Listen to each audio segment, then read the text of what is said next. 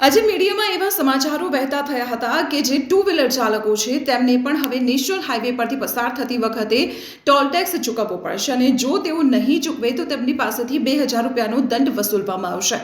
આ સમાચાર સામે આવતાની સાથે જે ટુ વ્હીલર ચાલકો છે અને જનતા છે તેમાં એક રોષનો માહોલ પણ જોવા મળ્યો હતો, પરંતુ જે મહત્વપૂર્ણ જાણકારી સામે આવી રહી છે કે આ સમાચારો ખોટા છે। કેન્દ્રીય જે રોડ અને ટ્રાન્સપોર્ટ મંત્રી છે નીતિન ગડકરી તેમના દ્વારા ટ્વીટ કરીને આ મુદ્દે સ્પષ્ટીકરણ આપવામાં આવ્યું છે અને તેમણે કહ્યું છે કે આ ભ્રામક સમાચાર છે।